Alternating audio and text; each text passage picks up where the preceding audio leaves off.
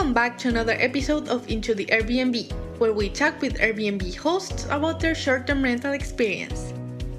Today's guest is Annie Sloan, based in Oakland, California, who is an experienced Airbnb host, co-founder, and CEO of The Host Co. In this episode, Annie will tell us more about her company and also share her experience doing short-term rentals. So, without further ado, let's get into it. So, can you tell me how did you get started on Airbnb? Yes, I can. So I am one of the super OG Airbnb users. And even prior to Airbnb, I used Craigslist to rent out my apartment in San Francisco. I have always been very much geared towards short-term rental. And I've used it from the start. I used it to travel around the world from my apartment in San Francisco. Oh, so you were doing short-term rentals even before Airbnb? Yes, via Craigslist. Wow, that's Yeah. impressive. And at what point did you get changed to Airbnb? I think that so Airbnb started in I think 2007, right? Right. So I started using Airbnb. I don't even know about right away. I don't think maybe that many people did it because it was mostly in New York. Um, Mm-hmm. on my Airbnb profile, I have my first date in 2009. 2009, I see. I see. And you told me you are currently managing over 10 listings? Yeah, so I run a company called the Host Co. And what we Mm-hmm. do at the Host Co is we make Airbnbs shoppable. So we help hosts sell anything in their rental or pre-arrival items like stock my fridge, decorate for a birthday party, etc. So I am an Airbnb host myself of a number of units. My co-founder, his name is Michael Hubbard. He runs Times 8 Real Estate, which is a real estate company and property management company. So he also runs quite a few Airbnbs. But on top of that, on our Host Co channels, including our Instagram and our blog, we have across that about 14,000 hosts in our community. That's great. Yeah. Can you tell us about how did you started your company with your partner? Yes. So as hosts, I think every host knows this. Guests are always asking for the same things, right? Where do I get food? Hey, I forgot sunblock. Do you have any? Do you have any phone chargers? Can I get a late checkout, etc. So we decided, hey, guests are always asking for the same things. Let's build a technical platform that hosts can easily sign up on and sell all of the things that those guests are specifically asking for, and do it in a way that everything is automated. So it means way less work for the host and more money per booking. That's good, and that was a great idea also. Can I ask how do you deliver the items to the guest? Yeah. So for our platform, hosts sell anything they want to sell. So they can Mm-hmm. sell art on the walls, the snacks in the fridge. They can sell anything they want to sell. We make recommendations for hosts pretty much weekly of items that guests often ask for. And the guests get those items, or sorry, the hosts get those items sometimes off of Amazon as a general thing. And what most hosts do is they will buy a bunch of items and they will put them in an out of the way space like a stock closet and do a stock kind of every 3 months.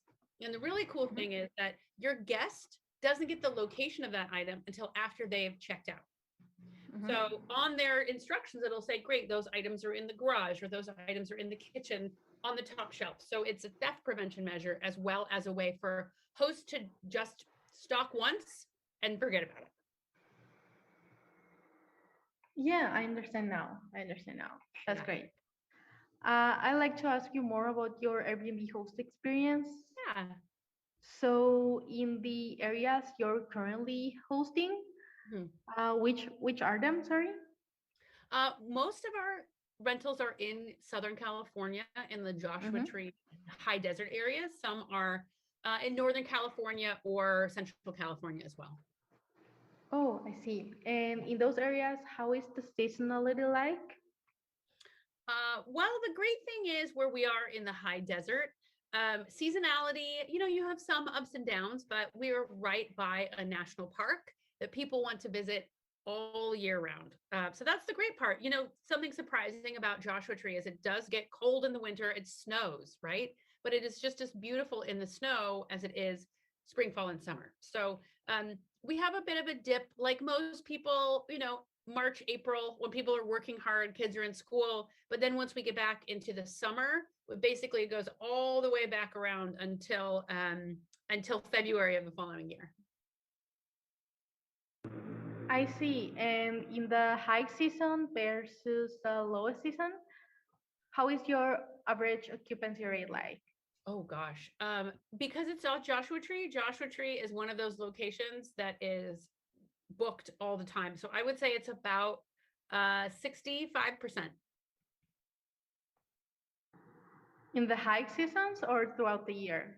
Throughout the year, I would say, except for maybe March and April. Although this year, I think that my specific place in Joshua Tree that I'm thinking of, I think it had 3 days without occupants in March. Another one of our locations in February had 13 bookings, and February is the shortest month, right? So some people were checking in, checking out. It's a very hot location right now. Oh, I see. Yeah. So it was crazy for February. Yeah. I see. For the listings you manage on your own, what is your pricing strategy? That is a very good question. I work with my property managers to often come up with that pricing strategy. I do sometimes consult AirDNA for pricing strategy. I think they're a great, really fantastic resource. And then another pricing strategy is just looking around at other rentals. I've found for our rentals and the type of rentals we have that we're not trying to compete by pricing, but by amenities, is a much better way because people are willing to pay more for a nicer place. How does your revenue change when you use like the different pricing methods? How did it change when you used AirDNA? How does it change when you used your um, property management company help? I would say property manager is the best, as particularly if they're an experienced property manager. They know what to do, right? They know that when you're starting out a place that you're going to price it lower because you want more reviews and you want them faster. But as you grow and look at the market, particularly if they are managing other rentals in that same market, they're going to have a much clearer idea. I definitely would not turn to Airbnb or any of the other platforms to set that pricing for you. Okay, yeah, that's great advice. So in all your years being a short-term rental manager, what have been your top challenges? Well, I would say my currently upsells. So the top challenges, well, for me are definitely my company, because we were just trying to figure out how we could make more money via upsells, because the rental income is great, but once your guests check in, it's a sunk cost, right? They crank up the AC, they break the wine glasses. So by using Hostco stores, now we can say, okay, if you want a late checkout, here it's $50, right? So we're able to take our time and make money off of it. And that previously was our biggest challenge, was we are spending a good deal of time on this place that is not directly resulting in revenue, right? All of the emails, all of the messaging, how to really minimize that and make everything much more streamlined and much more passive has been by far the biggest challenge, is time. I see. And what about your challenges as an Airbnb host? Kind of the same thing, is how do we do this in less time? Because with hosting, there's so much, as you, I'm sure, know, back and forth with guests. Right. Like, oh, how do I turn this on? Oh, is this broken? No, it's not broken. Here are the instructions. They don't read the instructions. They call back and they say it's still broken, right? That's right. Hey, where's this? Where do I get food? The relationship doesn't stop when the guest checks in. And that has been like, oh my gosh, this is so time consuming to answer all these questions, right? And these questions are not resulting in any sort of different payment structure. So I could talk to a guest 6 times a day throughout their entire 5-day stay. And that's not, that's like, I'm getting nothing out of that would probably be the hardest thing. And just making sure that everything can get done in the allotted amount of time and that guests stay happy has been the hardest part, because one interaction, like one text that you don't get back to for 4 hours could result in a negative review, right? Right. So keeping guests happy has been probably and also keeping a smile on your face, right? The whole time has been up there in terms of challenges.